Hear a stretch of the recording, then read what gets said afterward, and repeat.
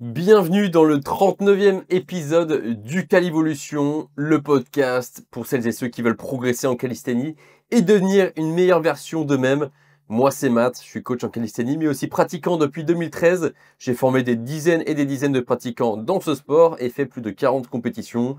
Mon objectif, clairement, vous faire passer de débutant peu expérimenté à athlète qui débloque ses figures comme la planche, le front lever, le handstand, les handstand push-ups ou encore le muscle-up. Donc si tu veux que je t'aide à débloquer tes figures et devenir un véritable athlète, je t'invite à réserver un petit appel avec moi. Le lien est juste en dessous, en description de cet épisode. Aujourd'hui les gars, je vais vous parler d'un problème qui nous arrive à tous.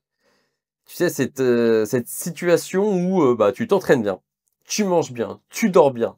En gros, tu as un bon rythme de vie, mais tu as l'impression de ne pas progresser. Et c'est normal.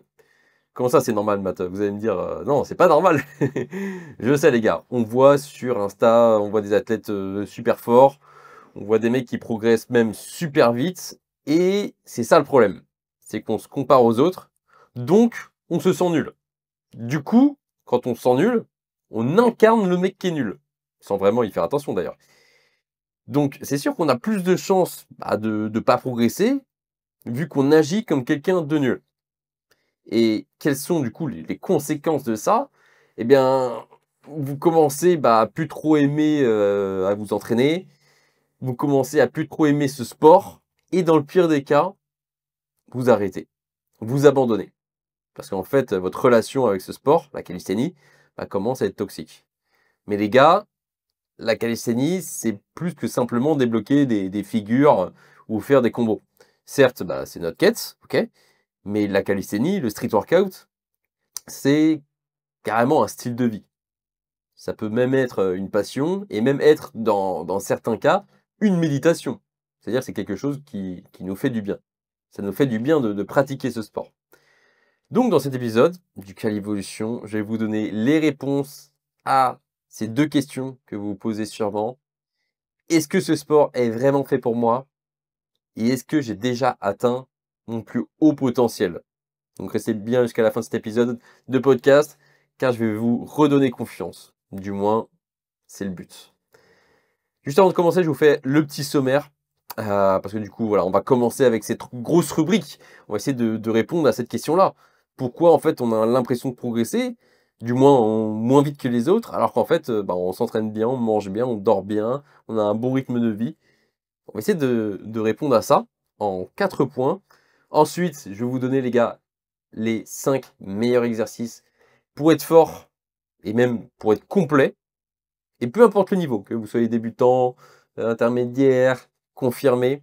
En gros, je vais vous donner le top 5 des exercices que vous devez absolument faire toute votre vie en fait pour être fort. Moi, je pense que ça, c'est les 5 exercices que je vais faire toute ma vie.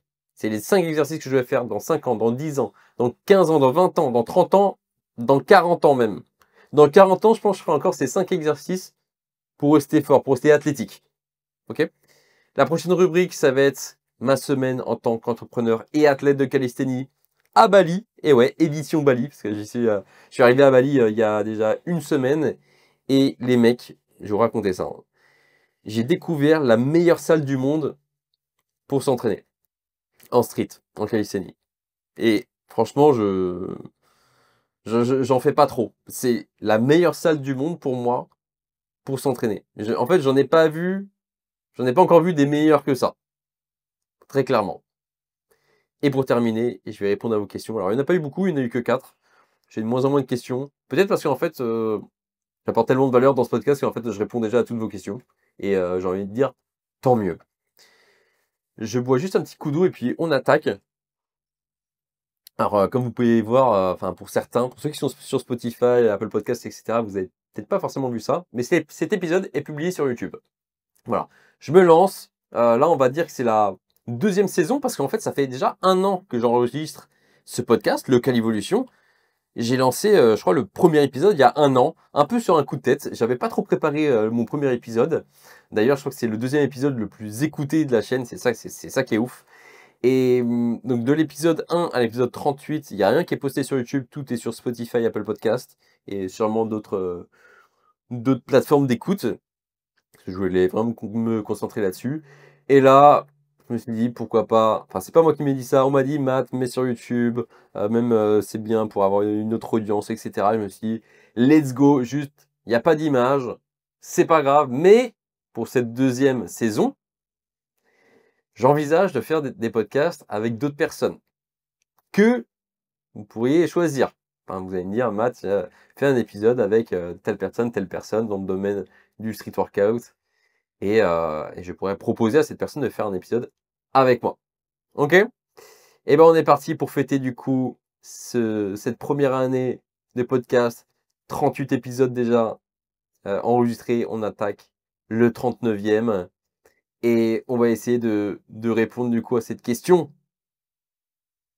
Cette question que même moi je me pose. En fait, je suis dans le même cas que vous les gars. C'est-à-dire que des fois, en fait, je comprends pas. Je comprends pas ce qui se passe et ça me frustre. En gros, j'ai l'impression de tout faire bien.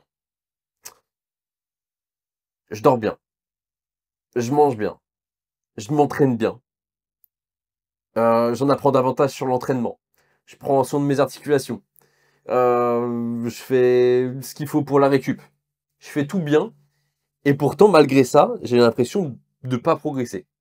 Alors la question c'est est-ce que je progresse pas ou est-ce que j'ai l'impression de pas progresser déjà?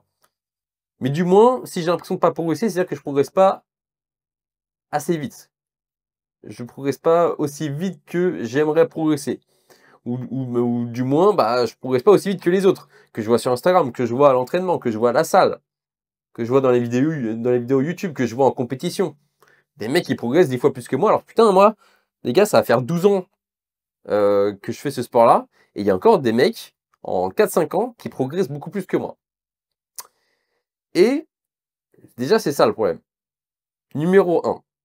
Problème numéro 1, c'est que on se compare aux autres. Les gars, je vais vous dire un truc, sur les réseaux sociaux, sur Instagram, sur YouTube, on voit surtout ceux qui progressent. Parce que quand on ne progresse pas, on ne poste pas. C'est aussi simple que ça. Quand on ne progresse pas, on ne poste pas. Sauf moi. Parce que moi, je suis là pour partager avec vous, vous éduquer sur l'entraînement, vous donner de la valeur. Donc moi, en fait, là, en ce moment, alors j'ai bien progressé en front lever. Là, en ce moment, je progresse moins. Je suis dans une période où je progresse moins. Ok. Je poste quand même. J'en fais des stories pour vous montrer que je m'entraîne quand même. Mais c'est vrai que je progresse moins. Moins vite que certains. Et sur les réseaux, on voit que ça.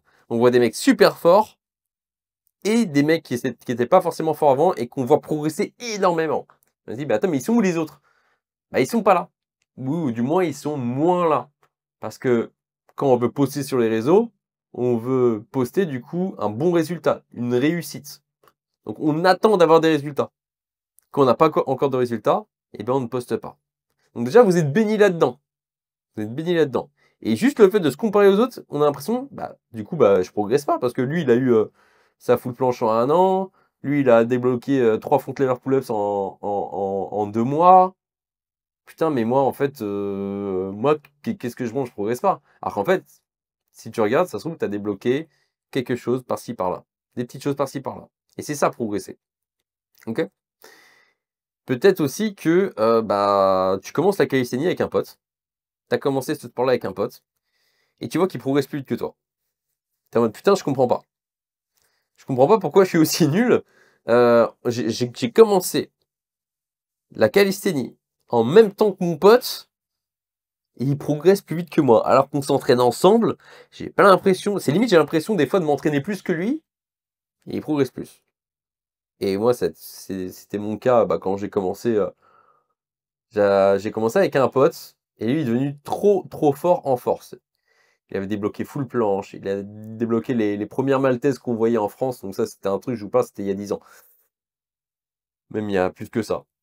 Il débloquait toutes ces figures de force-là, alors que moi, je peinais à tenir une straddle, quoi. Et j'étais en mode, mais il s'entraîne pas plus que moi, des fois on s'entraîne ensemble, je comprenais pas. En fait, ça dépend de plein de choses.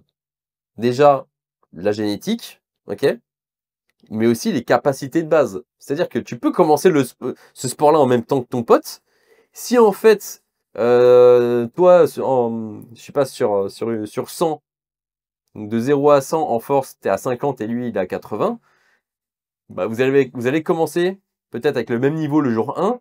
Par contre, dans 10 jours, il aura beaucoup plus progressé parce qu'en fait, de base, il avait les capacités. Dû à sa génétique ou alors dû au sport qu'il faisait avant, aux autres activités qu'il faisait avant, ou aux autres activités qu'il fait pendant qu'il fait de la calisthénie, il aura juste plus de chances de progresser parce qu'il a plus de force. Il a plus d'agilité, il a plus de compétences, de capacités de base pour progresser, tout simplement. Donc c'est pour ça que ça veut rien dire de ouais mais lui il progresse plus vite que moi alors qu'on fait la même chose. Oui, mais le niveau de base, tu penses qu'il était le même parce que vous commencez en même temps, mais ça n'a rien à voir. Un mec qui a de la force de base, en fait, c'est comme si qu'il avait juste la technique à apprendre. Donc c'est pour ça que tu as des mecs qui apprennent le front lever en un mois. Parce qu'en fait, je sais pas, peut-être qu'ils étaient déjà très très forts au dos, au niveau du dos, je sais pas, parce qu'ils ont fait des tractions lestées avant, ils ont fait d'autres sports avant, de la natation, j'en sais rien. Ils ont fait un sport qui nécessitait du tirage, ou alors génétiquement, lui et sa lignée, ses frères et sœurs, son père, sa mère, et sont assez forts au niveau du dos de base. Bah oui, en fait, il aura peut-être la force nécessaire, beaucoup plus de force, du coup, pour débloquer le front lever comparé à toi. Donc ça mettra peut-être un mois parce qu'il a surtout de la technique à apprendre. La technique en mode, la figure en elle-même. Mais toi, ça se trouve, tu pars avec beaucoup plus de retard. Donc tu dois créer de la force et créer de la technique. Et tu l'auras peut-être en 6 mois. Tu vas dire, mais c'est pas juste. C'est injuste. Le monde est injuste. Le monde est injuste. Voilà. Il y en a, ils sont nés, c'était des chats. D'autres des humains, d'autres des éléphants. Voilà. Donc oui, c'est injuste en fait. Voilà. Il y en a qui ont tendance, je sais pas, à avoir la masse graisseuse très très vite, qui font 2,10 m, oui, la planche, ça va être compliqué pour eux. Si tu fais 1,50 m et 50 kg, la planche, ça va être plus facile. Voilà. Et ça, faut que ça rentre dans votre crâne, en fait. Voilà. Parce que ouais, mais je comprends pas, j'ai commencé en même temps que mon pote et il progresse plus vite que moi. Du coup, c'est parce que ma prog, elle est nulle, parce qu'en fait, machin. Non! Juste, c'est ta vitesse de progression, en fait. Et c'est comme ça. C'est comme ça. Alors bien sûr, après, il faut essayer de l'optimiser. Je dis pas que c'est comme ça et du coup on abandonne. Non, non. On essaie d'optimiser à chaque fois. Mais tu peux pas te comparer à quelqu'un qui est différent de toi. Ok? Moi aussi, dans mes élèves que j'accompagne, certains progressent plus vite que d'autres. Et c'est comme ça, j'ai envie de dire. Je suis pas en mode, ah putain, c'est dire que lui, en fait, il a une mauvaise prog, je le forme mal, et lui, je le forme tellement bien. Non, non. Je les forme de la même manière. Et certains progressent vite et certains moins vite. Certains ont des progs, alors pas les mêmes progs, mais des progs quand même assez similaires, parce qu'ils ont les mêmes objectifs et certains les mêmes niveaux de base. Donc, je sais pas, j'ai 2 élèves qui arrivent en même temps, ils ont à peu près le même niveau de base. Donc, je sais pas, ils ont 3 secondes de one leg front lever tous les deux et 2 handstand push-ups contre le mur. Je vais leur donner une prog qui est un peu similaire. Après, tout dépend, je sais pas, du matos qu'ils ont à disposition, de leur emploi du temps, de ce qu'ils aiment faire, etc. Du coup, elle sera différente. Mais je veux dire que on aura des choses similaires et pourtant, 4 mois après, il y en aura un qui aura débloqué 10 handstand push-ups et l'autre que 7. L'autre, il aura déjà 3 front raise et l'autre, il aura juste. Il n'en aura pas encore des raises. Il aura juste un front tenu de 4 secondes. Alors que l'autre fait peut-être 10 secondes. Mais oui, et c'est comme ça en fait. Que voulez-vous que je vous dise? Ok? C'est juste parce que vous vous comparez aux autres que vous avez l'impression de ne pas progresser. Si vous êtes tout seul et vous regardez, c'est pour ça que c'est très important. Moi, je fais ça avec mes élèves, mais je vous le dis aussi à vous dans le podcast, sur Instagram. Traquez votre progression. En fait, vous traquez pas votre progression, donc c'est encore pire. Vous comparez aux autres et vous savez même pas comment vous avez progressé. Donc tu regardes combien de temps, je sais pas, combien de temps tu tenais en front lever il y a 1 an et tu regardes aujourd'hui. Et si en fait il y a 5 secondes de plus, c'est-à-dire que tu as quand même progressé. Ok? Et c'est pour ça que c'est important de noter en fait. Vous notez pas. Vous êtes en mode. Parce que des fois je vous demande sur Insta. Quand je vous dis, du coup, ça progresse en ce moment, ouais, ça progresse bien. Ok, concrètement, t'es passé de combien de secondes à combien de secondes, je sais pas, en front lever, en planche? Je sais pas, mais j'ai gagné en aisance, en technique. Mais ça veut dire quoi? Ça se trouve, vous n'avez pas progressé. Ok? C'est pour ça que c'est important de noter les choses, de vous filmer, etc. Ok? Donc ça, c'était pour le premier point de cette rubrique, c'est parce que vous comparez aux autres. Alors oui, c'est bien, ça peut être sain et des fois ça peut être malsain. Ok? Deuxième point. Deuxième point, et ça, pareil, il faut que ça rentre dans nos crânes. La progression est lente en calisthénie. La progression est lente et c'est comme ça. Et c'est comme ça. Attendez, je vais juste baisser le store qui est devant moi parce que mon ordi il est en train de chauffer, il est au soleil. J'ai un petit champ de riz. J'ai des rizières en face de moi. À Canggu à Bali, c'est très joli. Et bon, là du coup j'ai dû cacher un petit peu parce que sinon, sinon il y aura une surchauffe du PC là. Donc deuxième point, oui, la progression est lente et c'est comme ça en fait. Parce qu'en fait, biologiquement parlant, les mecs, le corps ne peut pas gagner en force très rapidement. Alors comme je vous ai dit, je parlais de la génétique ou des capacités de base de certaines personnes. Donc là, ça va se jouer là-dessus. Mais en règle générale, je sais faire 0 pompe ce matin, je vais pas réussir à faire 50 pompes ce soir. Ça marche pas comme ça. Par contre, j'arrive pas à tenir sur une sangle de... Merde, comment on appelle ça? Attendez, je suis sur le PC là. Sangle. Et putain, je suis con ou quoi? On tient quand on marche sur la sangle là. Et putain, mais j'arrive pas à trouver. Sangle sport équilibre. Slackline, putain, slackline. La slackline, tu sais tenir 0 secondes le matin, bah le soir tu peux tenir très longtemps. Voilà, tu peux même marcher dessus, etc. Alors je dis pas que c'est plus facile. C'est juste, il y a des capacités, des compétences qui sont plus faciles d'accès. Comme justement cet équilibre qu'on a en fait et qu'on peut adapter très très vite. Si tu sais faire 0 pompe le matin, tu sauras pas faire 50 pompes le soir. En gros, plus il y a de la technique, plus tu peux apprendre vite, si ça ne demande pas trop de force. Nous, on est quand même dans un sport de force. Un front lever, les gars, c'est un front lever. Hein. Oui, techniquement, il faut être bon, mais c'est pas comme apprendre une figure en skateboard. Et je dis pas que c'est facile d'apprendre une figure en skateboard. Je dis que c'est complètement différent et nous, on a besoin de créer de la force. Et qu'est-ce qui crée de la force? C'est le temps. C'est entraînement, récupération, sur la durée. Ok? Donc oui, ça prend du temps. Ok? Quand vous voyez un ovni apprendre la planche en 3 mois, c'est un ovni. Ok? La plupart des gens, c'est des années pour apprendre une belle full planche. Une belle full planche. Ok? Donc de façon biologique, ça prend du temps. Un truc qui est intéressant aussi, parce que je dis que la progression est lente, mais des fois elle peut être lente et s'accélérer. Et ça, c'est ces périodes où on progresse de ouf et du coup on standardise ça en mode putain bah pendant 3 mois là, j'ai progressé de zinzin, et en fait là je progresse moins vite, du coup je suis une merde. Non, tu peux pas dire ça, tu vois.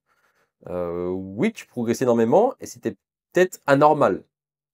Parce qu'il s'est peut-être passé quelque chose qui a fait que tu as progressé vite. Et il y a un nom pour ça, mais je sais pas si vous connaissez, c'est le plateau du potentiel latent.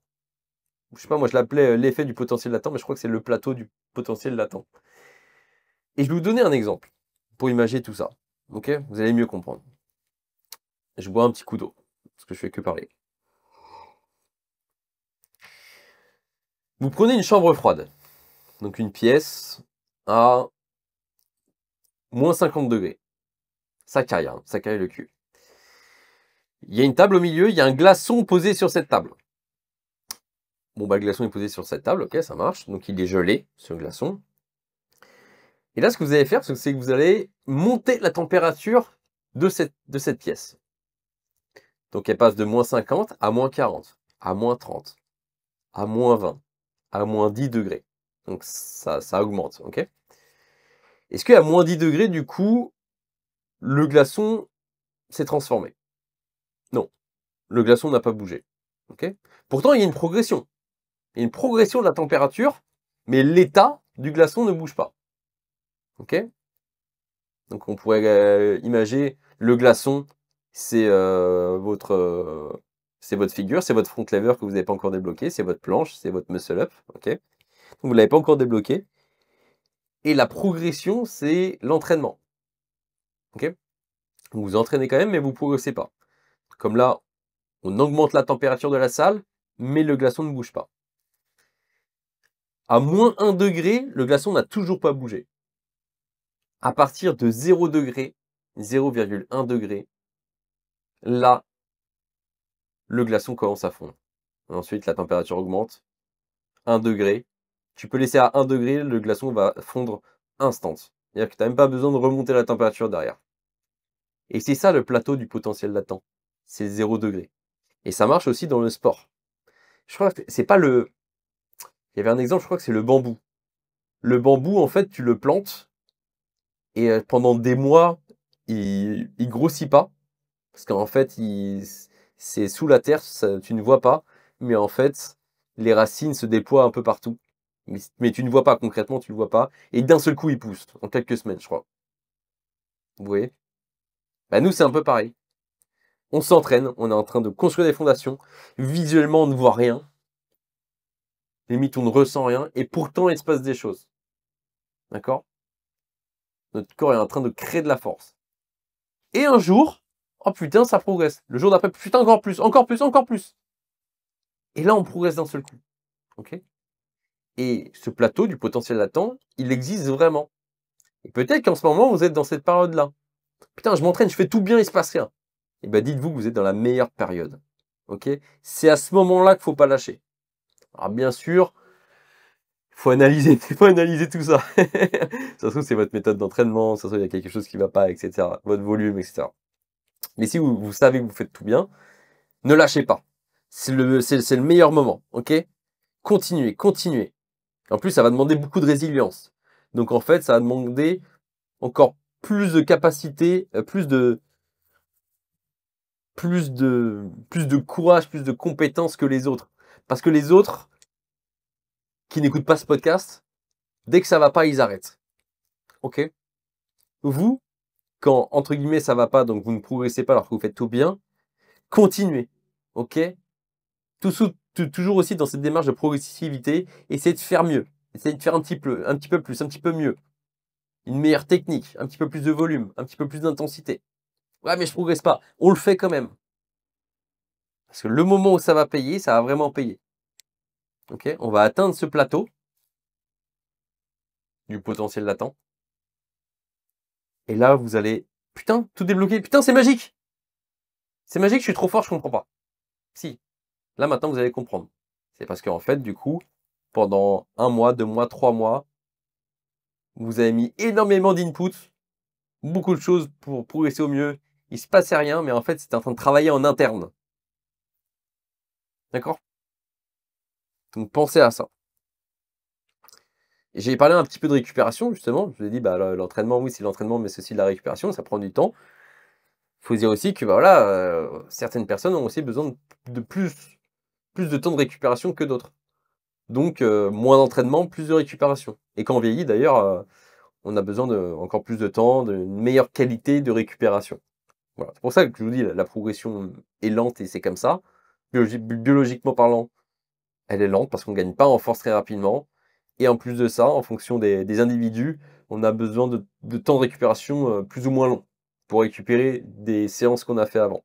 Donc ça peut encore retarder la progression. Mais ça ne veut pas dire qu'on ne va pas progresser. C'est juste c'est un rythme, c'est quel est ton rythme de croisière.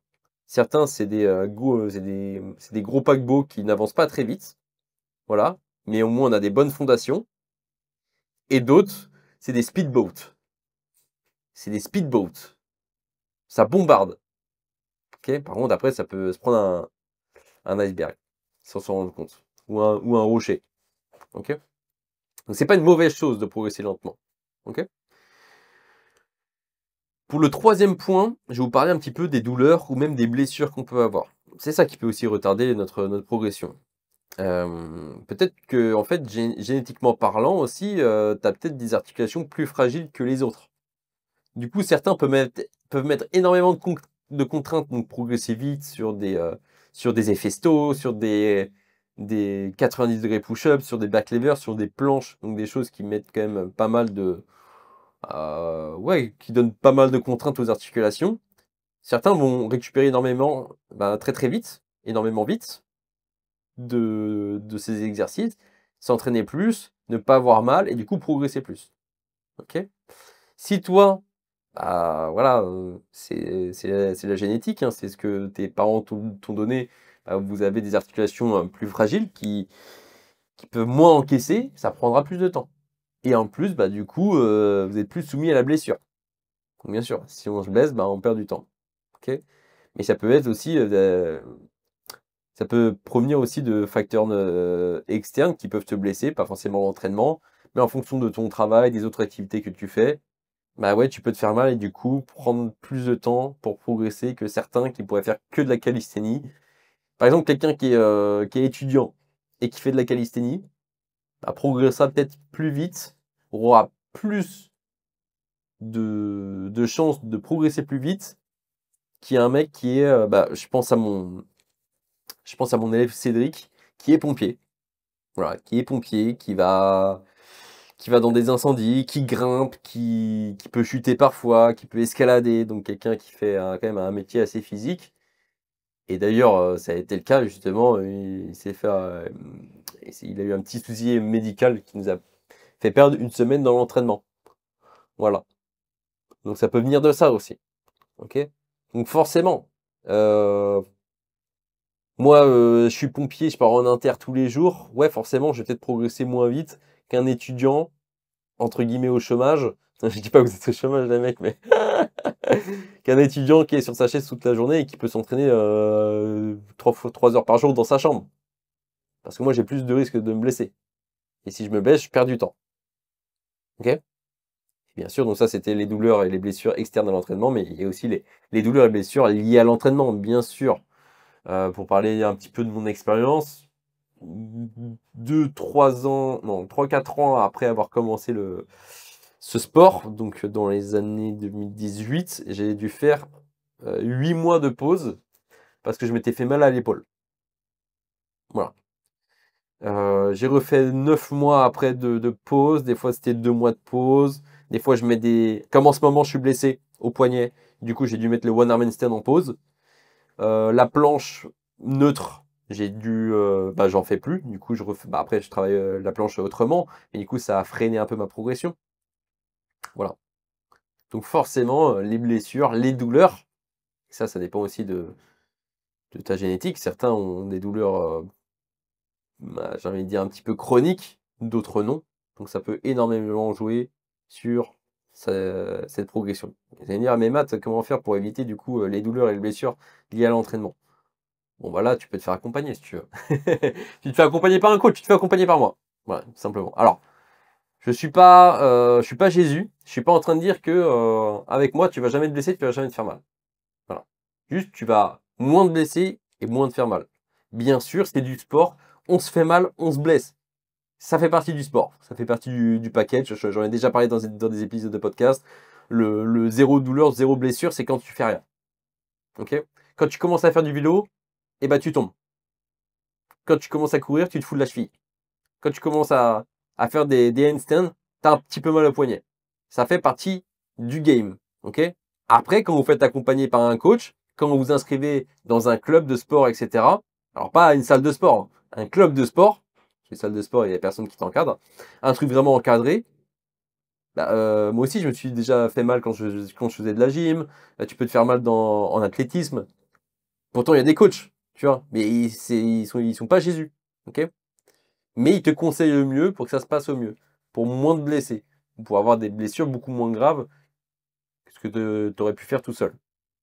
Ok. Donc c'est pour ça le fait de se faire accompagner, bah ça te permet de gagner du temps du coup, parce que tu te blesses moins. Et petit 4, bah là clairement les gars c'est la méthode d'entraînement en fait. La méthode d'entraînement n'est pas bonne, ou alors peut-être que tu n'as pas de méthode. Donc en fait tu as l'impression de bien t'entraîner parce que tu t'entraînes souvent. Donc tu es en mode bah attends je fais 5 entraînements par semaine, Matt, je comprends pas, je progresse pas. Bon, ça m'arrive qu'on me dit ça. Souvent, je vous dis, ok, envoie-moi ta prog. Une prog? Quelle prog? Non, moi, je suis au feeling. Ah, ok. T'es au feeling. Est-ce que ton feeling est un bon feeling ou un bad feeling? Un mauvais feeling? Je sais pas. Bah ouais, mais moi non plus, je sais pas. Et personne ne sait, en fait. C'est ça le problème du feeling. Alors, moi aussi, des fois, je fais des entraînements au feeling. Mais, ça serait bien que plus de 50% vos entraînements soient quand même structurés. Alors quand je dis structuré, c'est pas tu suis exactement la prog en mode oh putain, faut faire 50 front lever pull-ups, bah j'en fais 50. Non, c'est une prog, ça te guide, ok? Mais ça permet de structurer.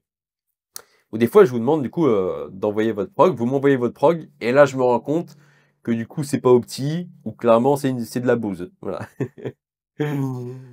Voilà, pour toutes les personnes qui font leur prog avec ChatGPT, ça me fait rire parce qu'en ce moment, du coup, je vous demande sur Insta de m'envoyer vos progs et je vous fais des petites analyses pour certains. Sur mon PC, je vous fais un loom en fait. Et des fois, c'est trop drôle parce que bah, vous me le dites, hein, bah, ça vient de ChatGPT. Ok, bah du coup, là, je démonte la prog en mode non, mais c'est pas ça quoi. Ça peut être bien ChatGPT, mais il faut savoir du coup donner les bonnes informations pour qu'il te donne une bonne prog. Et souvent, c'est ça, c'est que vous donnez les mauvaises informations. Ok. Donc quand tu t'entraînes en vrai, quand tu t'entraînes au feeling, les premiers mois, voire les premières années de ta pratique, bah, des fois tu te sens progresser. Tu es en mode: «Bah, voilà, bah, c'est comme ça que ça marche, quoi». Donc en fait, tu progresses pendant des mois, des années et là, d'un seul coup, tu stagnes. Tu es en mode: «Putain, mais what the fuck? Je comprends pas. Putain, j'ai toujours fonctionné au feeling et là, ça marche pas». Oui, ça marche plus. Voilà. Donc là, programmation, pour comprendre ce qui marche et ce qui marche pas. OK? Ou alors, bah, ça, c'est dans le pire des cas, c'est que, bah, tu avais une prog qui marchait et elle marche plus maintenant. Voilà. Et là, si tu veux, je peux te rediriger vers l'épisode 22 où je parle de la stagnation et je parle justement de différents cas de stagnation. Du coup, bah, quand t'as pas de prog, mais non, oui, quand t'as pas de prog, quand t'as une prog et quand t'as une prog, justement, à quoi ressemble ta prog, etc. Enfin bref, j'ai fait un putain d'épisode. C'est l'épisode 22 disponible que en audio. Alors pas sur YouTube du coup, mais sur Spotify, etc. Vous pouvez aller écouter ça. Ça, c'est bah t'as une prog qui marchait, marche plus, bah oui, bah faut changer en fait. Faut changer.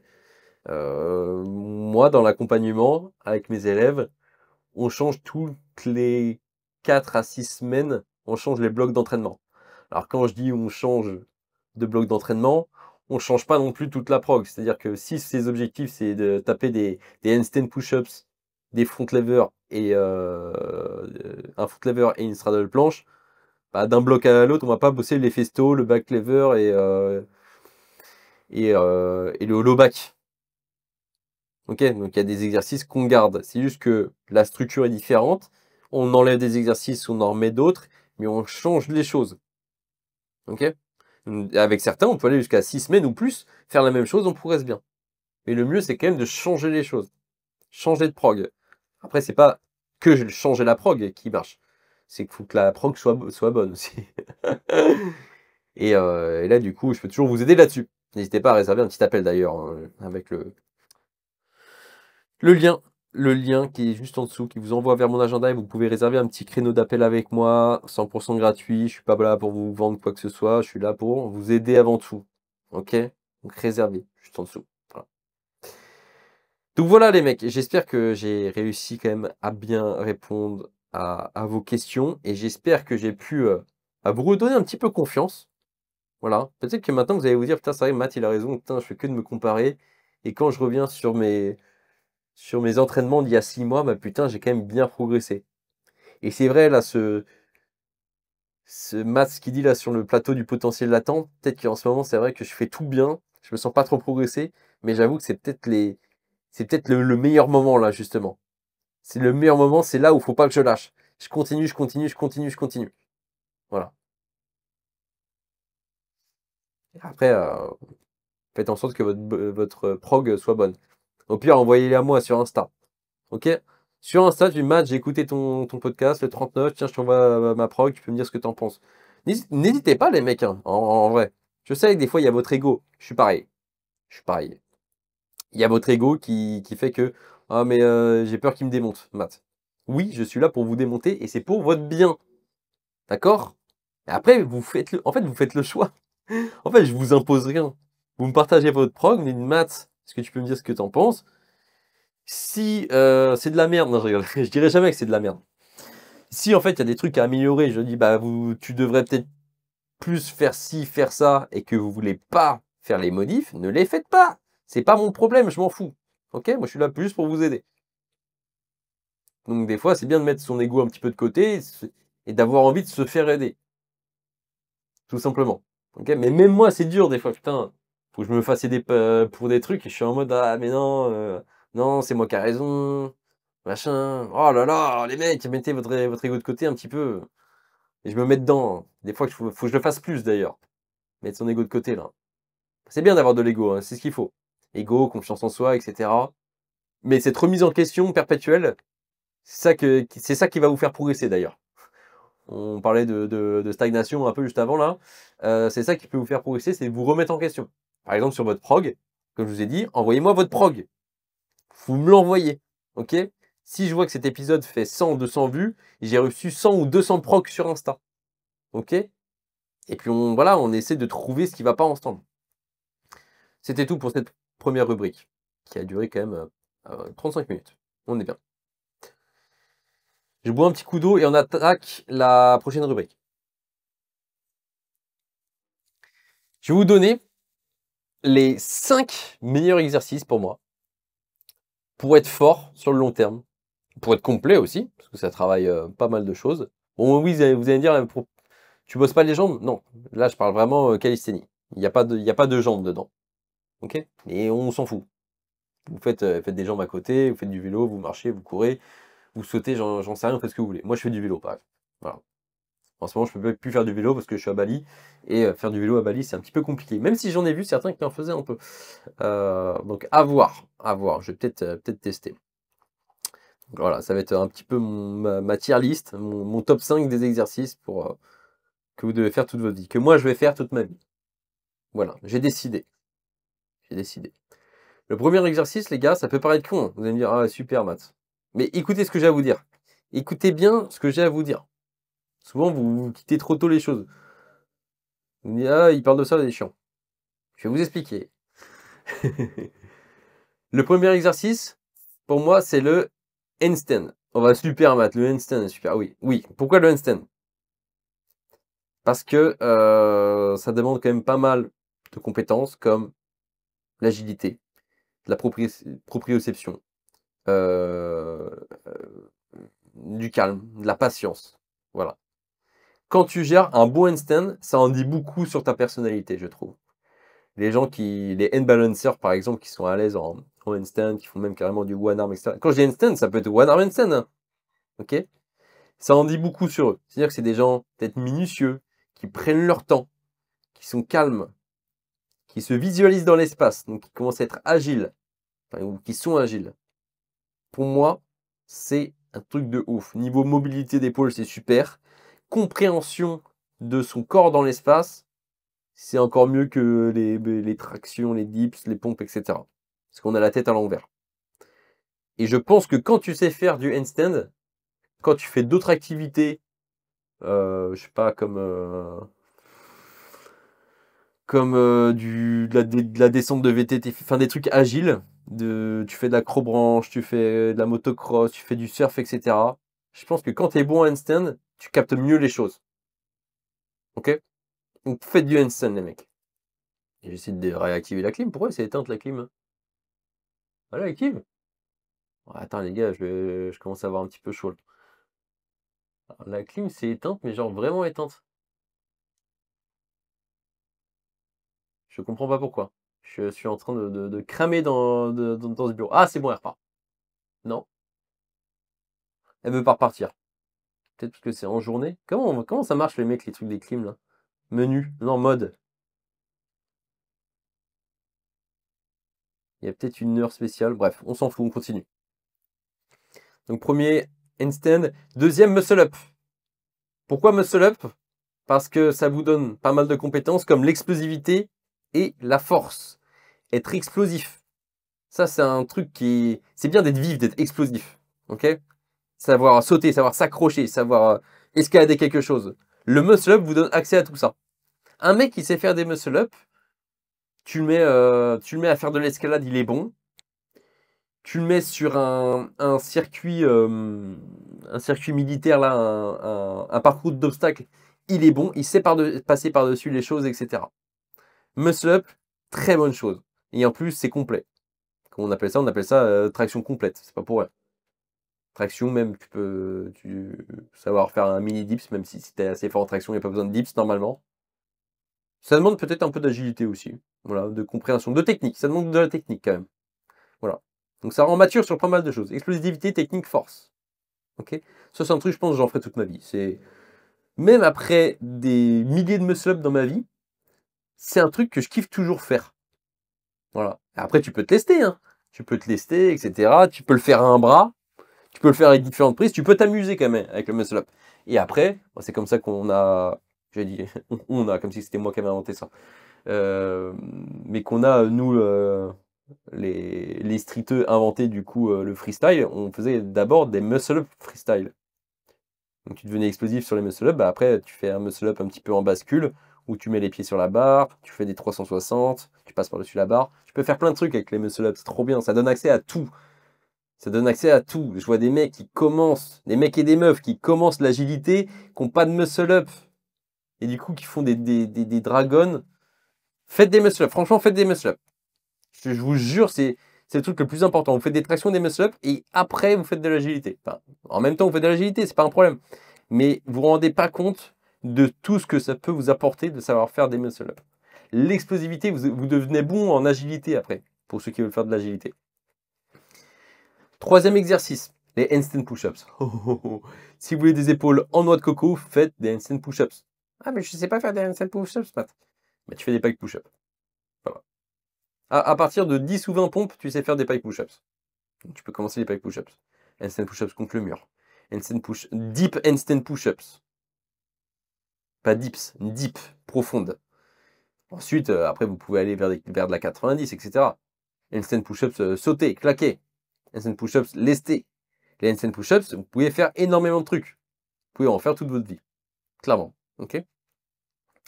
Quatrième exercice, les front lever raises. Voilà.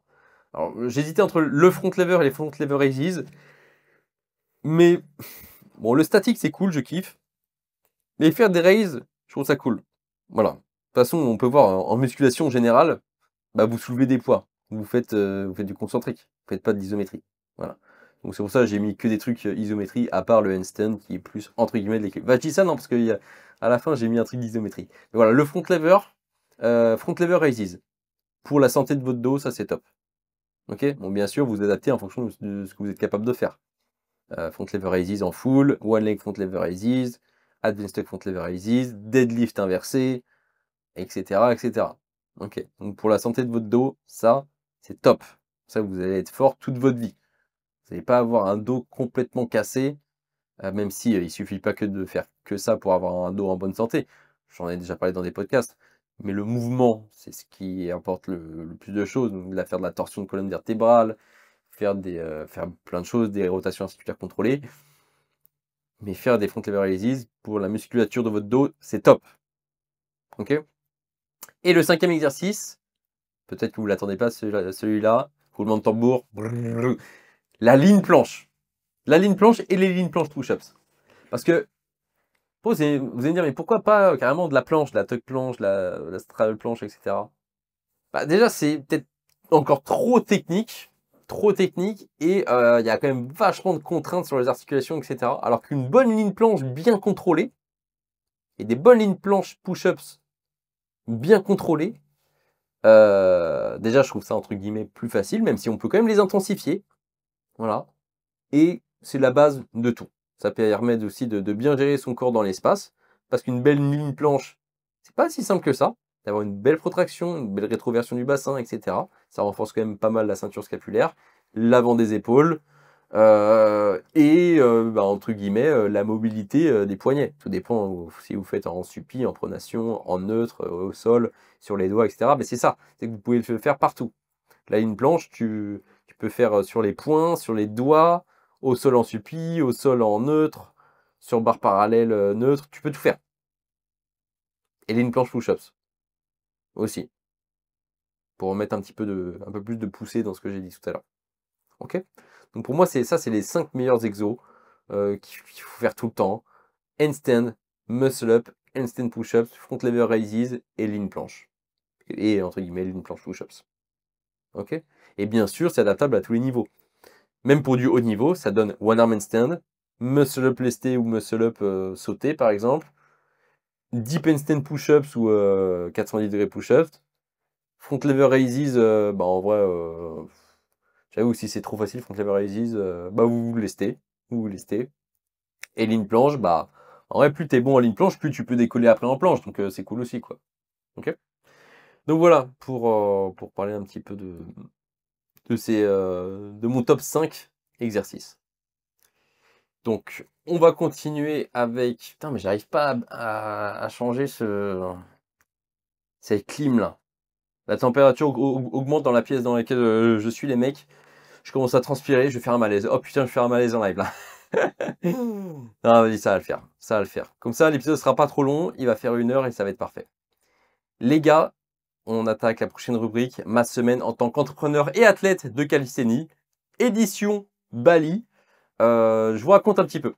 Non, alors déjà, normalement, cette rubrique, je la fais toujours au début des podcasts. J'ai décidé de la faire à la fin. Voilà, parce que je sais que ça n'intéresse pas tout le monde. Bref. Je suis à Bali depuis une semaine. Et, et c'est bien. Non, mais déjà, je peux pas vous faire un avis sur Bali en général, parce que ça fait qu'une semaine que je suis là, et j'ai pas fait grand-chose. Voilà. Déjà, j'ai cherché un bureau, j'ai cherché une salle de sport, j'ai cherché un logement que j'ai pas encore. Là, je suis encore dans une forme, dans une guest house, donc c'est pas top, que voilà, jusqu'à lundi. Mais après, il faut que je trouve une maison quoi pour vivre, avec un frigo, avec des chiottes, etc. quoi. Parce que là, enfin, guest house c'est bien, hein, j'ai ma salle de bain, mes chiottes, etc. Mais j'ai pas mon frigo, j'ai pas mon salon. J'ai rien, il y a pas de rangement, il y a juste une table sur laquelle je mets mes affaires, c'est de la merde. Voilà. Déjà, pourquoi je suis à Bali? Parce qu'en fait, cette année, je vous avais dit que l'objectif c'était de voyager. Donc j'ai voyagé pas mal, j'ai fait la Thaïlande, j'ai fait Madrid, Barcelone. Après en France, j'ai fait Paris, Lyon, Marseille, Toulouse. Des fois pour aller dans des compètes, des fois pas. Donc voilà, j'ai quand même pas mal bougé. Et pour cette fin d'année, je me suis dit, bah tiens, pourquoi pas partir plusieurs semaines, voire plusieurs mois. Donc j'ai juste pris un billet aller, j'ai pas pris de billet de retour pour Bali. Donc je suis là peut-être pour 1 mois minimum, peut-être 2 mois, peut-être 3 mois, peut-être plus en fait, tout simplement. Je n'en sais rien, mais je sais que je vais quand même rentrer pour Noël. J'ai quand même envie de rentrer pour Noël. Je vais avoir plein de choses à raconter, voir la famille, etc. Ça va être trop trop bien. Donc j'ai quand même hâte de rentrer. Là, je viens d'arriver à Bali, mais je veux dire, je vais être content de rentrer à mon avis. Donc je suis arrivé, putain les gars, je me suis tapé mais 18 heures d'avion au total. Alors pas 18 heures d'avion, 18 heures de trajet. Parce que je me suis tapé 6 heures d'avion pour Bali Doha. Donc Doha c'est au Qatar. Et j'ai repris un avion du Qatar jusqu'à Bali de 9 heures. Alors le premier avion, je l'ai pris donc à Charles de Gaulle à Paris, genre vers 23 heures. Et on arrivait, je crois, à 7 heures du matin au Qatar. Avec le décalage horaire, etc. Donc au final, on est arrivé dans l'avion. J'ai démarré un film, j'ai bouffé devant. Je me suis endormi, je me suis réveillé. Voilà, c'est aussi simple que ça. On est arrivé à Doha, lever du soleil au-dessus du désert et tout, c'était magnifique. Et après, je suis reparti vers 8 heures du mat. Et là, par contre, c'était un vol de journée jusqu'à Bali, arrivé genre 23 heures minuit. Là, ça a piqué un peu plus. Et pourtant, en fait, j'ai l'impression que quand tu es dans l'avion, tu es dans une capsule temporelle. En fait, c'est limite, tu n'es pas trop toi. En fait, souvent on dit putain, c'est long et tout, mais là, j'ai pas trouvé ça long, j'ai pas trouvé ça court. J'ai l'impression que j'étais juste dans une capsule temporelle inexistante où juste ma mission c'était de regarder des films, de manger et de faire des siestes. Voilà. Et, et vous savez, les gars, des fois, on est pendant toute une journée, toute une après-midi, on est complètement, on est des larves, on est sur notre PC, on regarde des vidéos YouTube, on regarde des séries, on est sur notre téléphone, on bouffe et tout. Bah, en fait, 6, 7, 8, 9 heures, c'est vite passé. Hein. Bah, là, tu fais la même chose, mais dans l'avion, en fait. Parce que moi, vu que je fais jamais ça, c'est très rare que je sois une larve comme ça. Là, j'étais une giga larve. Hein. Là, j'étais dans mon siège, j'ai regardé 3 films au total, je crois. 3 films de repas.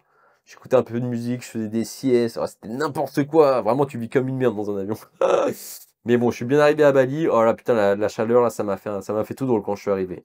Ça m'a fait tout drôle. Alors, les Indonésiens. Oula, il y a un mec qui casse les couilles là. Oh, il fait moins de bruit lui. Je suis arrivé à Bali, mais putain, mais les Indonésiens, c'est des malades. T'arrives, du coup, c'est écrit touriste sur ta tête. Et t'as plein de mecs qui viennent du coup, bah, des taxis, des grabs et tout, pour t'emmener à ton hôtel. Ils veulent te baiser la gueule et tout. Enfin bref, moi j'ai retiré 1 million. Donc 1 million, ça fait...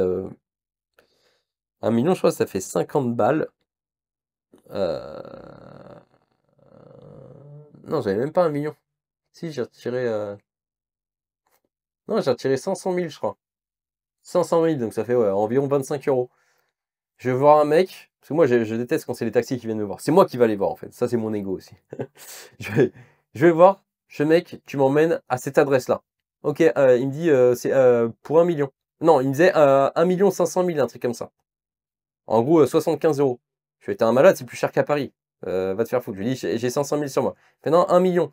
Je fais, mais mec, pour 45 euros, je suis allé, j'ai fait 1 heure de route pour aller à Charles de Gaulle avec un Uber à Paris. Et là, tu me dis que c'est le même prix. Te fous pas de ma gueule, j'ai 500 000 sur moi. Donc déjà, je me suis dit, déjà entre 25 et 30 balles. Bon, certes, on a roulé presque 1 heure. Et ça va, ça leur fait un putain de salaire. Moi, franchement, ils me baisaient. Parce que là, franchement, c'est me dire, ah, moi, t'es un enculé. Tu veux pas leur donner plus d'argent. Si, si, c'est juste qu'il m'en faut sur la durée. Voilà. Plus je vais rester longtemps à Bali, plus je leur donnerai de l'argent. Ok. S'ils me baisent en 1 semaine et que je repartir au bout de 2 semaines, ils auront moins d'argent. Ok. Donc, je suis pas le fautif dans l'histoire. Et du coup, je rejoins Lucas aussi, mon pote Lucas, mon pote et confrère Lucas, qui est aussi coach en calisthénie. Il nous avait pris de nuit dans un hôtel à Canggu, ici à Bali, là où je suis actuellement. Comme ça nous a laissé le temps pour trouver chacun notre logement. Donc là, on a chacun une chambre, mais pas dans le même, pas dans la même guest house. Mais on a pris des bureaux ensemble. Du coup, j'ai visité. Donc ça, c'était les premières journées, hein. Déjà, j'ai loué un scoot. Voilà, donc là, j'ai mon scoot pour 1 mois minimum. Donc j'ai loué mon scoot. Putain, le trafic, les mecs. Le trafic, c'est n'importe quoi, hein. La circulation, les mecs, je pensais que j'étais incapable de conduire en plein Paris quand c'est les bouchons. Bah franchement, là, c'est 10 fois pire. Et là-bas, en fait, ils n'ont pas le même, ils ont pas les mêmes codes que nous, et puis les mêmes peurs, les mêmes habitudes. Tu sais, toi, quand tu roules en France, tu laisses une certaine distance de sécurité entre la bagnole qui est devant et toi. Là-bas, non, l'objectif, c'est de se coller. Et moi, en fait, du coup, quand je laisse une certaine distance, bah, il y a toujours des scouts qui se mettent entre. Ils font chier, putain. Alors, ils doublent par la droite. Enfin, non, enfin, je veux dire, oui, parce qu'on roule à gauche, ils doublent par la droite, comme on double à droite. Mais des fois, je mets mon clignotant pour tourner à droite. Et je vois dans le rétro, et les mecs, ils me doublent. Je me dis, mais putain, mais les mecs, laissez-moi tourner avant. Mais c'est des malades. J'ai pas encore vu d'accident. J'en ai pas encore créé non plus. Mais non, mais je fais gaffe quand même. Bah, ça va, en fait, ça roule pas trop vite, mais ça accélère vite et ça freine vite. C'est ça qui est chiant. Mais en règle générale, ça roule pas vite. Donc, même s'il y a des accrochages, etc., tu sais, c'est pas des accidents graves comme par chez nous où tu roules à 130, bah, tu te prends un platane, tu te prends un platane, tu vois. Donc ici, ça roule pas très vite, mais ça accélère et ça freine fort tout le temps. Putain, ils sont sous tension de zinzin. Donc moi, j'ai pris mon scoot, je l'ai visité certains bureaux, certains coworking. Et en fait, j'en ai visité 3-4, je crois. Et là, on est chez Setter, ça s'appelle Setter, à Bali, à Canggu. Et du coup, il y a 3 étages de coworking. Il y a des pièces qu'on peut privatiser comme... bah là, je suis dans un bureau un peu privé, quoi, que j'ai pu louer pour l'après-midi pour le podcast, donc c'est plutôt cool. Et on paye rien en plus, hein. Je crois qu'on paye 130 balles le mois. Et, euh, et on a tout. Il y a un rooftop où tu vois un petit peu tout Canggu. T'as de l'eau fraîche, t'as des petits gâteaux, t'as du café, t'as du thé, enfin, t'as tout. Et c'est H24. Donc j'ai envie de bosser à 3 heures du mat, je viens bosser à 3 heures du mat. Voilà. Et c'est ça qui est cool. C'est ça qui est cool. C'est des ouvertures centralisées directement en Bluetooth sur ton téléphone. Je comprends pas pourquoi on fait pas ça en France. En fait, ici en Indonésie, c'est marrant parce que du coup, bah, c'est un peu, ils vivent un peu dans la pauvreté, mais par contre, les systèmes qu'ils ont, bah, c'est des trucs qui fonctionnent bien, quoi.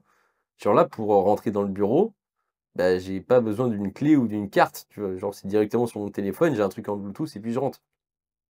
Tout simplement. Voilà. Devant le bureau, il y a un mec qui attend toute la journée. Et quand tu arrives ou que tu pars en scoot, il t'aide à prendre ton scoot. Il fait stop à la circulation parce que les mecs roulent comme des malades. Donc, il fait stop à la circulation pour que tu puisses partir, que tu puisses arriver. Et ça, c'est plutôt cool. Voilà. Alors, je vous ai dit que du coup, j'avais aussi visiter des salles de sport. Alors j'ai visité Obsidian. Alors ça, les streeteux, normalement, vous connaissez. Obsidian, c'était une salle de sport à Bali. Elle existe toujours, mais ils ont changé d'endroit parce que ça a plutôt bien marché. Il y a pas mal de street workout là-bas. Et ils avaient organisé les championnats d'Asie là-bas il y a 1 ou 2 ans. Depuis, ils ont déménagé, ils ont recréé une nouvelle salle. Je suis allé la voir, c'est insane. Par contre, ça fait vraiment salle d'influenceur de mes couilles, en fait, que j'aime pas. Je suis arrivé là-dedans, j'étais le plus maigre. Oh, je me sens maigre ici, les gars, c'est un truc de ouf. Parce qu'en fait, ici, c'est vachement fitness, etc. Je me sens ultra maigre. Pourtant, j'ai un bon dos, quand je regarde les autres, je suis ultra maigre. Donc là, j'arrive dans cette salle Obsidian. T'arrives. Franchement, une salle comme ça, en France, c'est du 500 balles par mois.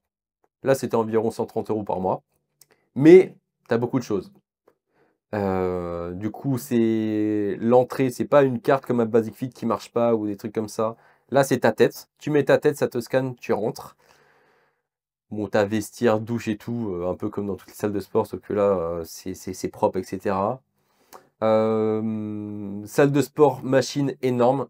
Coin street workout assez grand avec des barres de front, des barres pour faire des planches. Une structure un peu cross-training pour faire du coup traction, muscle-up, set and reps, etc. Ça, c'est plutôt cool. Mais t'as pas sinon de très grands endroits pour poser tes barres, etc. Tout est un peu serré parce qu'il y a beaucoup de machines, etc. Quoi. Voilà. Il y a un coin à l'extérieur avec une piscine, un petit bar et des influenceurs qui se prennent en photo. Voilà. T'as aussi un jacuzzi, je crois, un truc comme ça. Et voilà. Et le truc qui est bien, parce que du coup, j'ai pas pris d'abonnement là-bas. Mais parce que je sais pas, déjà c'était un peu loin de là où j'étais, enfin un peu loin, ouais ça va, mais c'était à 10 minutes. Mais, c'était un peu plus loin que les autres salles.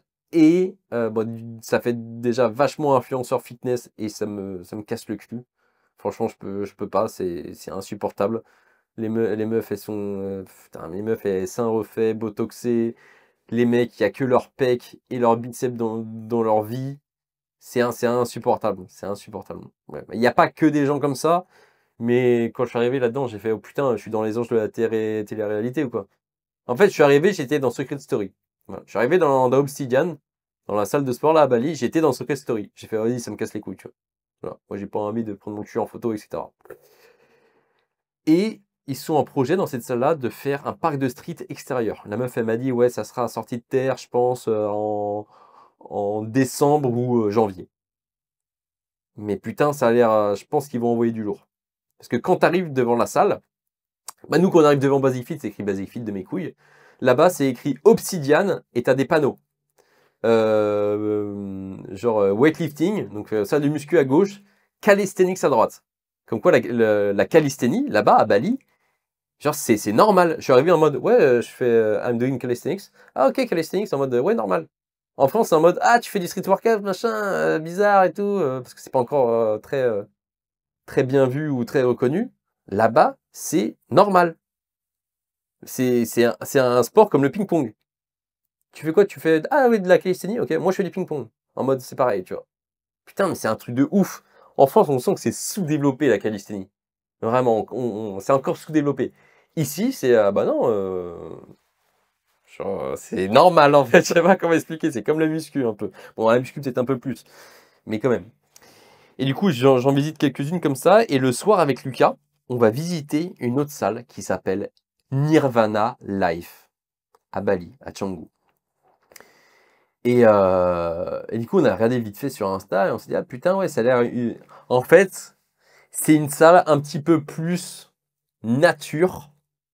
Imaginez vraiment le mec ou la meuf qui fait du mouvement, qui fait du yoga, qui fait du pilates et un peu de renforcement musculaire au poids de corps, et bah cette personne va là-bas.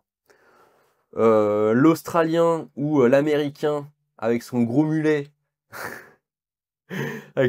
qui soulève lourd et qui a un T-Max fluo, il va pas à Nirvana, il va à Obsidian. Ok? À Obsidian, il y a du gros rap américain. À Nirvana, c'est de la musique un peu plus chill ou un petit peu d'électro sympa, quoi. Voilà. Mais vraiment chill. Et du coup, on fait la visite de la salle. Et là, putain, c'est un putain de labyrinthe. Il y a tout. Déjà, on arrive, première salle, parce que oui, enfin, il y a plusieurs lieux, en fait, dans cette salle, enfin, dans ce... En fait, c'est pas une salle de sport, c'est un domaine de sport, en fait. Tellement c'est grand. Donc là, il y a une salle au début. Au début, enfin, au sol, il y a juste comme un genre de tatami. Et autour, tu as des espaliers, des anneaux, des barres de traction tout autour. J'en fais what the fuck. Ouais, parce que c'est ici, ils font des cours collectifs sur le handstand. Parce que oui, ils font des cours collectifs sur le hand balancing. Ils apprennent le handstand, ils font des cours sur la mobilité, sur le pilate, la souplesse, etc. Là déjà, oh putain, ça ressemble plus à de la calisthénie que soulever des gros poids en fait en muscu. L'étage, tu as quelques machines de cardio et quelques machines de muscu. Il n'y en a pas beaucoup, hein, ça prend vraiment pas beaucoup de place. Voilà. Et à l'étage, tu as encore. En fait, c'est juste des endroits en fait pour faire du statique, ça se voit. Pour faire des handstands, etc. Même sur les murs, tu as des planches en bois pour faire des handstands et des handstand push-ups pour que ça glisse. Le sol, il est parfait, c'est une genre de petite moquette pour poser tes barres parallèles. Parce que oui, il y a plein de push-up bars, il y a des barres de front et tout. Il y a tout là-bas en fait. Donc ça, c'est la première salle. Ensuite, il y a tout un coin un petit peu recovery, spa, etc. Avec bain chaud, bain froid, sauna, hammam, etc. Tu as un salon de massage dans le truc. Tu as un bar. Après, tu as un resto avec une piscine. Ça, c'est le soir, on se pose là des fois. Bain chaud, bain froid. Tu as encore des saunas. Et tu as une autre salle extérieure. Enfin, du coup, c'est un espace extérieur où tu as encore quelques machines de muscu, des poids libres, etc. Et une énorme structure de CrossFit, cross-training, appelle ça comme tu veux. Tu as des barres larges, donc tu peux faire même de l'agilité si tu veux. Tu peux faire du freestyle en fait, mais personne n'en fait.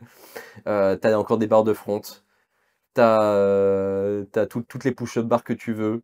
Tu peux te lester, tu peux faire ce que tu veux et tu es en extérieur. C'est insane. C'est là-bas que je vous fais mes stories là. Allez sur Instagram, vous allez voir les stories. C'est insane, il y a tout. Et en plus de ça, tu as une salle de danse dans laquelle ils font aussi d'autres cours de pilates. Tu as des gens qui font de la danse, etc. C'est énorme. Et on paye ouais, environ 130, 140 euros par mois. Alors en France, c'est putain, 130 euros par mois pour une salle de sport, c'est super cher. Oui, mais on n'est pas à Basic Fiat. On n'est pas à Basic Fist. On n'est pas à Fitness Park. On n'est pas à l'orange bleu de mes couilles. Là, en fait, on est au paradis. Voilà. Donc, je vous cache pas que je passais un petit peu plus de temps à m'entraîner en fait. Avant, c'était 1 heure à 1 heure et demie le matin chez moi, je m'entraînais vite fait. Là, j'y vais à 19 h, je repars à 22 h. Je reste 3 heures là-bas, je fais un petit peu de cardio à la fin. Ça me permet de. Voilà, je fais un peu de vélo, un peu de marche, où je réponds un petit peu aux messages, etc. Des fois, on mange directement là-bas au resto. On peut se faire un petit bain froid, un petit bain chaud. Après, moi, je suis pas très spa et tout. Tu vois, en fait, là-bas, tu as accès à tout, mais tu fais rien. Enfin, tout dépend des gens, mais moi, je suis en mode, ouais, bah, ouais. Tu sais, quand on te donne trop, au final, t'es en mode, ouais, finalement, c'est pas si ouf que ça. Donc, le sauna, j'en ai pas encore fait. J'ai juste fait le bain chaud, parce que du coup, je trouve ça cool. Mais sauna, hammam, même bain froid, j'ai pas encore fait. J'ai juste mis les pieds dedans, ça m'a fait mal. Massage, j'ai pas encore fait et tout, mais ouais, il y a tout. En fait, tu peux passer ta journée là-bas. Tu peux prendre ton petit-déj, tu peux faire, je sais pas, une séance de pilates le matin, après tu manges le midi, tu te fais ta séance de muscu, après tu fais ton massage, tu remanges le soir, tu fais ton spa. Ouais, tu peux passer 12 heures, 12 heures dedans, clairement. Bon, après, moi, c'est pas l'objectif parce que nous, on bosse beaucoup là avec Lucas dans notre espace de coworking, mais le soir, c'est vrai que ça fait du bien. Et pour la calisthénie, il y a tout. En fait, tu peux pas tester. Tu as une structure de street workout, tu as des barres de front, tu as des push-up bars basses, des push-up bars hautes, tu as tous les élastiques que tu veux, tu as de la magnésie liquide en libre service. Tu as vraiment tout. Vous savez, quand je vais à la salle de sport, j'arrive en scout, j'arrive sans rien. En fait, je suis déjà Ah oui, tu peux être torse nu et pieds nus. Tu peux être torse nu et pieds nus. Voilà. Si vous n'avez pas écouté mes derniers épisodes sur les salles de sport, je crois que l'épisode 6, je parle des salles de sport, ou c'est peut-être plus le 6, je sais plus, le 9 peut-être. Bref, j'en ai déjà reparlé il n'y a pas si longtemps que ça. Vous avez bien rigolé sur Insta quand j'ai mis des extraits. Et ben là, les gars, je suis en train de changer d'avis sur les salles de sport. Ça peut être un truc de ouf. Voilà. Tu peux être pieds nus, torse nu Tu mets de la magnésie partout, on s'en fout. Tu peux crier. Bon, tu mets pas de musique parce qu'il y en a déjà, sinon ça va casser. Après, tu es respectueux. Je veux dire que tu es respectueux avec les gens qui s'en connaissent autour de toi. C'est calme parce qu'en fait, à 19h, les gens partent. Mais putain, mais c'est quoi cette salle de ouf? Climatisée, ou même à l'extérieur, il y a quand même des ventilos, donc t'as pas trop chaud. Mais what the fuck? Et what the fuck? La salle est fabuleuse. Donc, je kiffe. Franchement, je kiffe. Et c'est trop drôle parce que j'ai croisé un mec que je connaissais là-bas. Noah, si t'écoutes cet épisode de podcast. Je m'entraîne et là, je vois un mec de Nantes. Ah bah salut, on se connaît, hein. Bah ouais. Il faisait du street avant. Voilà, trop drôle. Il y a quand même pas mal de Français à Bali. Ouais, t'entends parler français partout. Là, dans les bureaux où on est, t'as une entreprise française. Les mecs, ils sont 4-5 et ils ont, je sais pas ce qu'ils font dans leur boîte. Faut que je leur parle un peu, mais ils sont français. Il y a une française qui bosse en agence événementielle à distance. Elle est à côté de moi dans l'espace de coworking et tout. Donc ouais, il y a quand même pas mal de Français. Et pour revenir sur cette salle-là, les mecs, si vous allez à Bali un jour, allez au Nirvana Life. Il y a tout. Il y a 2 restos, un bar, une salle de danse où tu peux faire du pilates, où il y a des cours, etc. Tu peux faire muscu et street workout à l'extérieur, muscu et street workout à l'intérieur. Il y a spa, sauna, hammam, massage, bain froid, bain chaud. Tu peux prendre ta douche, tu peux tout faire. Il te donne les serviettes, il te donne tout. Tu arrives les mains dans les poches. C'est incroyable. Alors du coup, oui, les 130 balles, du coup, tu comprends vite. Tu dis plus, ah oui, là, ta salle de sport, elle est chère. Parce qu'en fait, tu peux faire ton spa, tu le fais quand tu veux, déjà. Rien qu'en France, pour aller dans un spa, ça coûte une blinde pour une demi-journée. Donc là, en fait, c'est vite rentabilisé. Et puis, tu as tout le matos nécessaire. Voilà.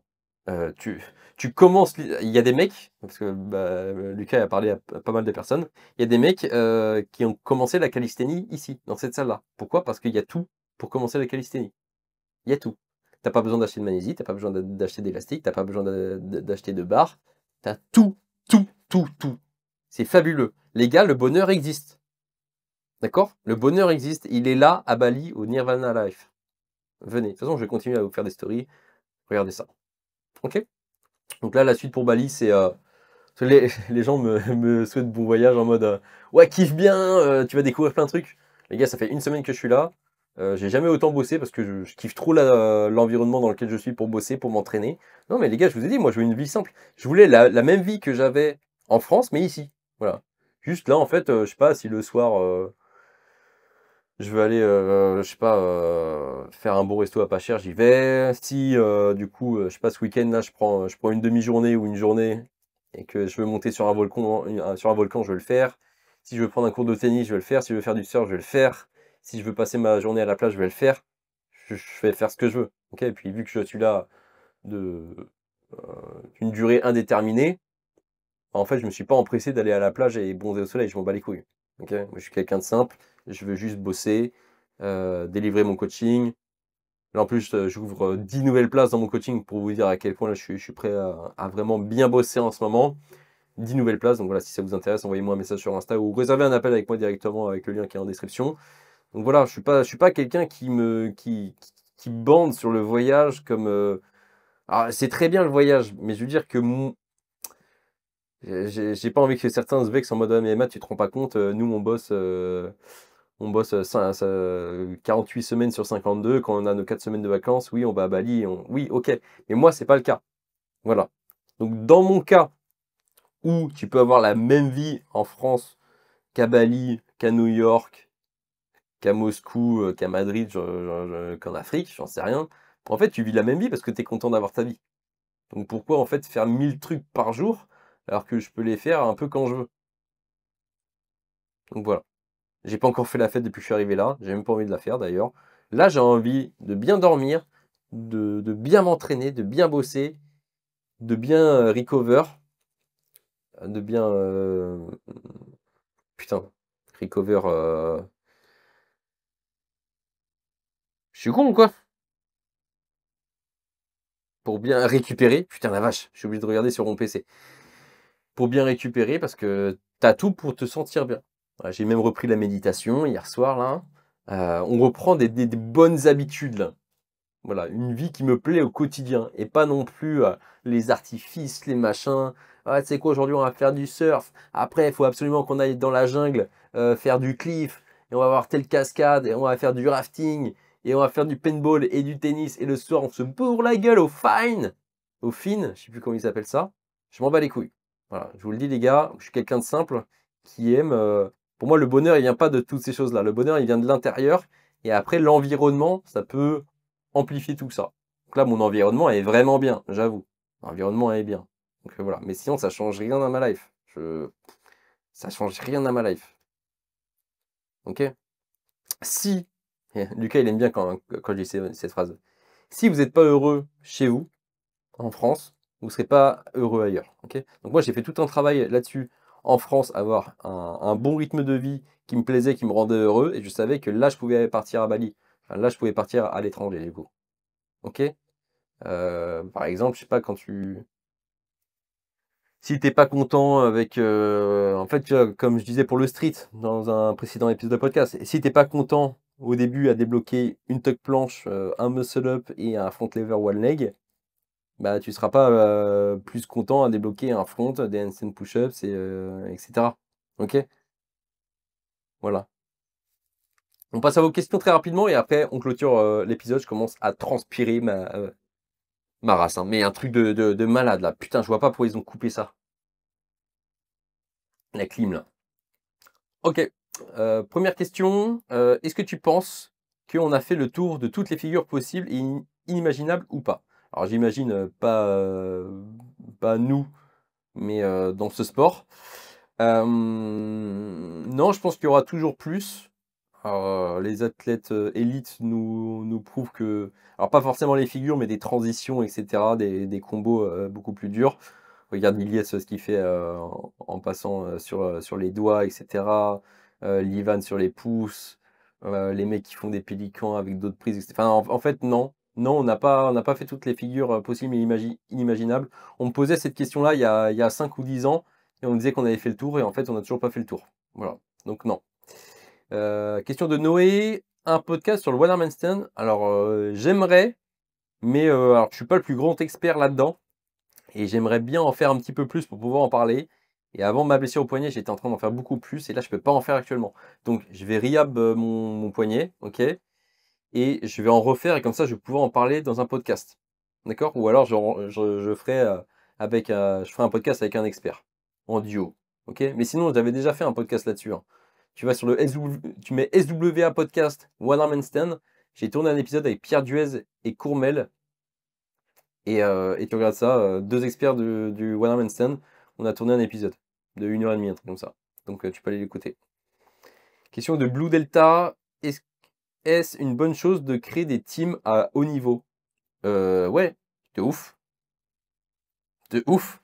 Il n'y a pas beaucoup de teams de haut niveau. Moi, j'en connais très très peu. Les NS. Après, peut-être que certains ont des teams, mais je le sais pas. Mais je sais pas, Breaking Bars, etc. Après, c'est pas forcément du haut niveau partout, mais Breaking Bars à Madrid. Euh, les Italiens, ils ont sûrement une team, je sais pas comment elle s'appelle. Enfin bref, ouais, il y a quand même des teams, mais oui, il faut plus de teams en fait. Il faut plus de teams. Il faut plus d'équipes. D'ailleurs, moi, putain, les gars, c'est un projet qui me brancherait de ouf. J'en ai parlé, je sais plus, avec un élève, et j'en ai parlé avec Lucas l'autre jour. J'aimerais trop créer mon équipe compétitrice. Parce que j'ai de plus en plus d'élèves qui veulent faire de la compète et qui en font. Là, je pense cette année, je vais en préparer 4 voire 5 ou plus, j'imagine. Je me dis, je peux créer une équipe. Ça sera peut-être pas l'équipe Matt Braise, mais je pense que je peux créer une équipe. Ça serait putain de bien. Mais oui, faut plus de team à haut niveau. Question de Loïc, est-ce que tu comptes reprendre les vlogs sur YouTube? Alors, je pense que tu parles des Calivolutions qui n'étaient pas le podcast, mais qui étaient des vlogs avant. Alors, non, pour la simple et bonne raison que justement, si je les ai arrêtés, c'est parce qu'il y avait une raison. Ok. Mais oui, il y aura sûrement quelques vlogs par-ci par-là. Genre là, j'aimerais bien faire un vlog à Bali pour vous montrer un petit peu ma life. Donc ça, je vais peut-être faire ça avec la caméra à Lucas. Parce que j'ai revendu ma caméra et tout avec. Ou alors je ferai ça avec mon iPhone, mais c'est pas ouf. Donc soit je vais demander à Lucas de me filmer et tout. Et pendant une journée, vous pourrez me suivre. Comme ça, on pourra aller à Nirvana, etc. Je vais pouvoir vous montrer tout ça. Mais sinon, non, j'ai pas envie de continuer comme je faisais avant, des vlogs toutes les semaines, etc. Pourquoi? Bah, parce que en fait, les vidéos YouTube, c'est un truc que je maîtrise pas trop. Parce que là, vous pensez que du coup, juste je parle comme ça, etc. Mais il y a quand même une trame et c'est quand même bien construit, de façon intelligente. Les vidéos YouTube, c'est encore plus que ça. Faut avoir une vraie strat.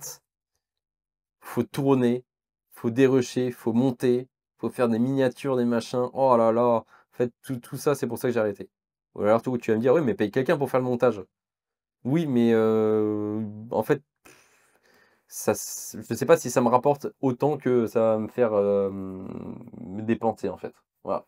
Et en fait, moi, ma zone de génie, les mecs, c'est le podcast. C'est le podcast que j'aime, en fait. Donc si je fais plus de vidéos YouTube, j'aurai moins de temps pour le podcast, ça va être chiant. Voilà. Et j'ai envie de faire quelque chose qui me plaît. Moi, j'ai une phrase que j'aime bien, c'est dans la vie, on peut faire ce qu'on veut, les mecs. Mais quand je dis on peut faire ce qu'on veut, c'est vraiment vrai. On peut faire vraiment ce qu'on veut. Et on peut aussi ne pas faire ce qu'on veut. Voilà. Donc moi, j'ai décidé de ne pas faire de vidéos YouTube et de faire des podcasts. Donc c'est ce que je fais. Ouais, mais Matt, si tu fais des vidéos YouTube, ça marcherait mieux que les podcasts. Peut-être. Et j'ai envie de te dire peut-être pas en fait. Voilà. Il y a marché et marché. Ouais, mais Matt, tu fais 200 écoutes par podcast, tu fais des vidéos YouTube, tu peux faire 10 000 vues. Et alors? Et alors? Est-ce que ça va me rapporter du bonheur? Peut-être pas. Est-ce que ça va me rapporter de l'argent? Peut-être pas. C'est pas parce que tu fais plus de vues que tu as plus de clients. Loin de là. Si vous pensez que c'est le cas, vous êtes à côté de la plaque. Ok? Voilà, c'est tout pour moi les gars. Je commence à transpirer un max. On a fait quand même 1h16 de podcast. C'est très très bien. Celui-ci sera disponible sur YouTube, mais aussi sur toutes les plateformes audio. N'hésitez pas à me mettre 5 étoiles les mecs sur Spotify, c'est super important. Et puis bah, si vous êtes sur YouTube, des likes, des commentaires si vous voulez, même si... ouais, si, je pourrais peut-être prendre le temps de... En fait, je les lis tous, mais je réponds pas forcément, parce que voilà, j'ai autre chose à faire dans ma journée, je suis focus sur autre chose que de répondre à des commentaires. Surtout que souvent, quand... En vrai, vous êtes d'accord que quand vous répondez à des commentaires, c'est genre merci, cool, machin. Voilà. Donc si c'est pas des questions, j'y réponds pas. Si c'est ah super, super le podcast Matt, merci d'avoir parlé de ça. Au pire, je mets un like, mais je vais pas dire bah merci pour ton commentaire, tu vois. Parce que ça sert à rien, ça n'a pas de valeur. OK?